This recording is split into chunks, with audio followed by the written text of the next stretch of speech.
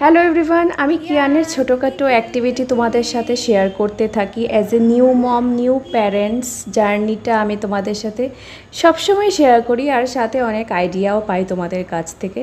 তো এটাও আমার আরেকজনের কাছ থেকেই জানা, কেননা আমাদের সময় এরকম কার্ডস পাওয়া যেত না। তো যেহেতু আমি এরকম দেখতে পেয়েছি আরও কিছু ভিডিও ক্লিপসে অনেক বাচ্চারা এই ফ্ল্যাশ কার্ডগুলো নিয়ে খেলাধুলা করে থাকে। তো এটা তোমরা 7 মান্থ থেকেই ইন্ট্রোডিউস করতে পারো। আমিও কিয়ানকে এরকম টাইম থেকে ইন্ট্রোডিউস করেছি।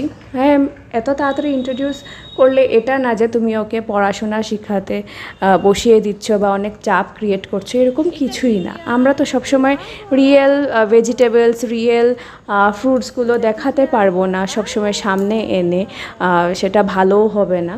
তো এরকম যদি ফ্ল্যাশ কার্ড তোমরা বাচ্চাদেরকে দেখাও, তাহলে বাচ্চারা আস্তে আস্তে সব আইডেন্টিফিকেশন শিখে যাবে, আইডেন্টিফাই করতে পারবে। জাস্ট ফার্স্ট ক্লাসে হওয়ার জন্য এটা বলবো না, আইডেন্টিফাই করা দরকার, সব কিছু শেখা দরকার সেই জন্য। কেননা বড় হয়ে তো সব কিছুই জানতে হবে। তো এই ফ্ল্যাশ কার্ডের মাধ্যমে যদি বাচ্চারা জানতেই পারে তাহলে প্রবলেম কি?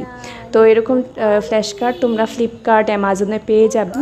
তো আমি যদি এরকম টাইপ এক্স্যাক্ট তো পাবো না, কেননা আমি অনেক মাস আগে কিনেছিলাম। এখন আরও অনেক ব্র্যান্ডের এসে গেছে, তো সেগুলো তোমরা কিনতে পারো। তো আমি যেই কম্বোটা কিনেছিলাম সেটার মধ্যে fruits, vegetable, vehicle, body parts, flower, মানে অনেক কিছুই ছিল। তারপরে ওয়াকিং, রানিং এগুলোও ছিল। তো তোমাদের সাথে শেয়ার করব লিঙ্কটা। তো দেখা হচ্ছে আরেকটি মিনি ব্লগ নিয়ে। সবাই ভালো থাকো।